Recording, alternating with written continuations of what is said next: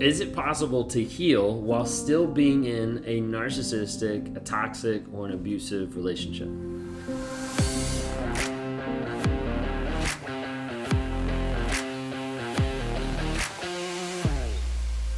If you guys are new here, my name is Ben Taylor. I'm a self-aware narcissist on this channel to provide awareness, growth, healing, change, and development.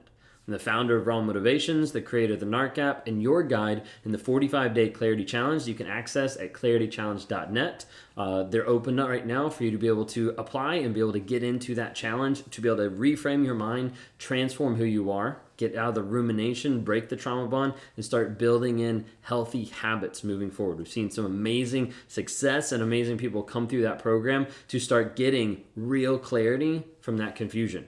If you want to talk with me one-on-one, you can go to rawmotivations.com, click on the one-on-ones. Would love to help you out in your healing and your development.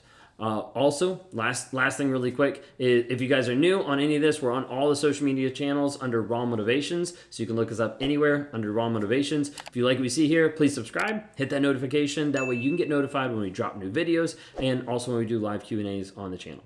Okay, so when we're talking through this aspect of breaking the cycle, like, is it actually possible to heal while you're stuck in a narcissistic relationship? Because healing by itself is really, really hard, period. Like, there's no getting around that. Like, healing is hard. Don't run from the healing, approach the healing. Like, you have to be able to go to it and say, like, hey, I can actually do this. I can work through this, even though this is painful. Like, this is possible. It's harder to do when you're in a narcissistic relationship. Okay, and a lot of people ask, like, is it possible? Can I actually do it? So I want to talk to you through a couple things today. The first one is a couple myths that I just want to put out there and kind of just debunk, get it out of the way. Second one is the thought of the purpose of healing, like, what are we actually looking at? Then we're going to answer the question, can you actually do it? Is it possible? And then tips for healing along the way and along your journey. Okay, so first off, talking about, like, these idea of myths, the preconceived ideas about healing a lot of times that people develop, and then the preconceived ideas about healing with a narcissist. What is actually there? What's actually happening? One of the first ones that I hear a lot of times is, well, like, I'm staying because of the kids. Like, I don't want to leave, and I want to stay in the relationship and work on healing myself in the relationship because I want the kids to have two parents. I don't want to have them brought up in a broken household. Now, oftentimes when people are saying this, it's because they've either seen firsthand or they've grown up in a broken household and they don't want that to repeat. But what they're not really acknowledging and seeing is that that toxic parent in their life all the time is still someone who is a toxic parent and is not going to help them at all. Typically, this is the idea where they're trying to focus so much on keeping the family together that they're ignoring the things that their kids are picking up and learning from being in a toxic relationship. Because that toxic person is abusing them, whether that's overt or covert, or whether that's by proxy, by abusing you, and the kids being like, oh, that's how mom takes this. That's how dad processes this. That's okay for me to do. That's okay for this to happen. And then they wind up in toxic relationships down the road. Happens a lot of times. So please understand that this myth of, like, I want to heal because I need to stay for the kids is just completely false. An absent parent is better than a toxic one. So don't let that old idea or that idea, like, come into your mind that, like, this has to happen when it doesn't. Going along with that, the second myth that a lot of times people struggle with is this idea that they normally come to the table and they're like, I can't go no contact with the kids. That's completely false.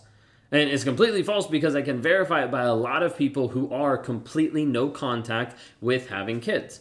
Now, whatever that needs to look like, whatever that needs to be demonstrated, whether that's having third-party apps, third-party pickup, whether that's having, like, lawyers and different people in place so there's no communication there and it's only just done with drop-offs, or there is no drop-offs because they have full custody. Whatever it might be, it is possible.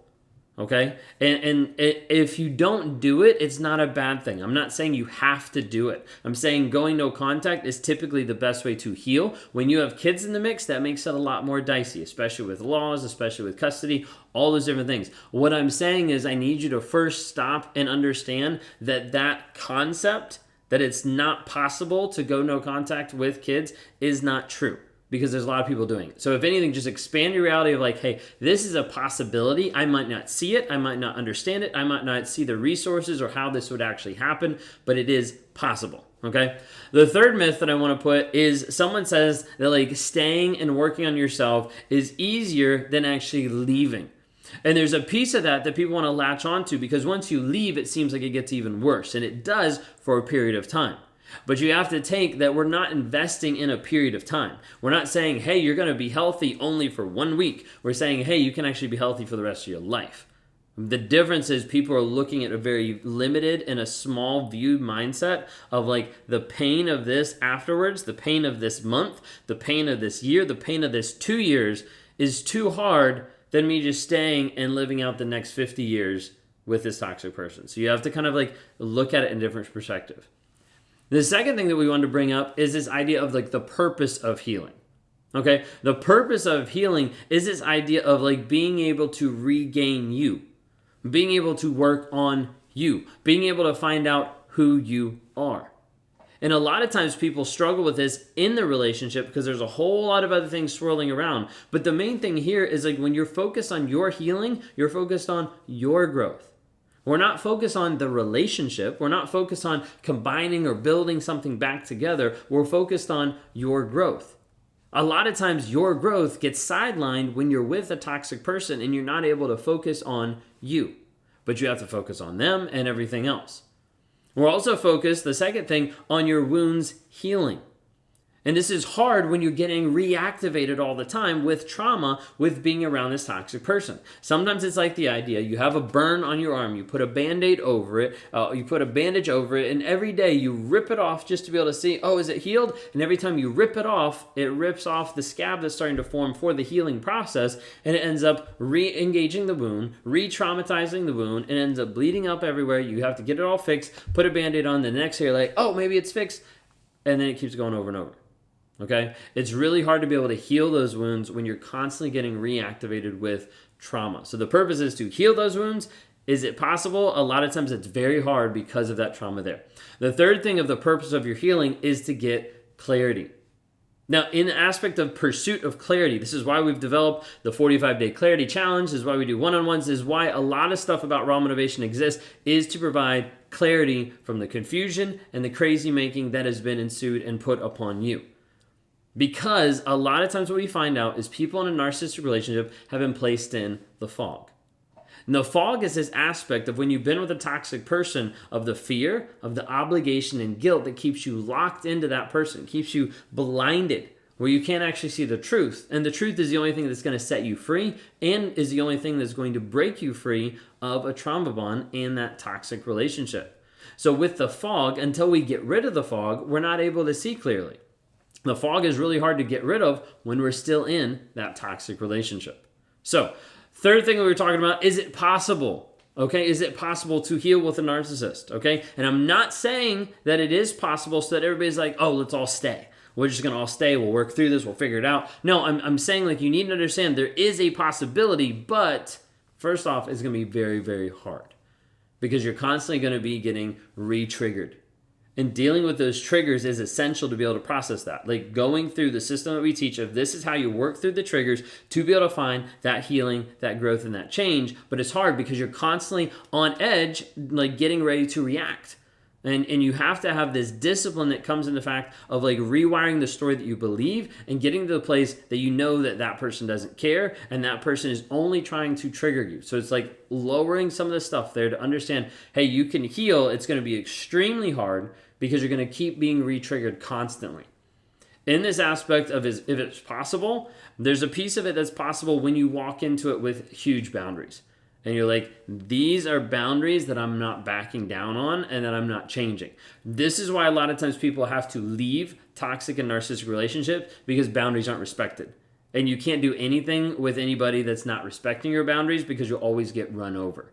Okay, this is where you have a hard and a firm line. You're not taking any BS. You're just saying like, nope, this is how it is. Well, I don't want to do that. Okay, well then you don't have to do that. But I'm doing this because this is how it is. This is what I am willing to take in this relationship, whatever it may be. Okay, the third thing is you need to make sure you're grounded super solid on truth. Okay, not the truth that they're trying to put on you. That's a bunch of lies, but your truth. Not swayed in the aspect of like your worth, your value, your truth. Understanding what is actually real, what is actually right, what you want in the relationship, and not letting them take that away or pull you aside. Okay? It's very hard. You have to have really strong boundaries and stick with them. Otherwise, respect is toast and they'll just run over you more. And then you have to be solid on your truth. If you're not, then you'll get swayed, you'll get sucked back in, all these different things. You'll get reduced to that toxic mess being with that toxic person. Okay? So a couple tips just along this journey. Number one is don't fool yourself. Like, one of the biggest lies that people tell themselves is the idea, if I stay a little bit longer, this person will change. If I stay a little bit longer, this person will fix themselves. They'll get aware, like something will happen. And they hold out a little bit longer trying to think, maybe this will work. But then it never does. So the first step is, like, you make sure you're not fooling yourself and you're looking at the actions and the demonstration. If you don't see it, it's not happening. And that's when you need to walk away. Okay? The other piece here is you need to work on having a journal. And you need to make sure, if you're with the narcissist, that it is secure.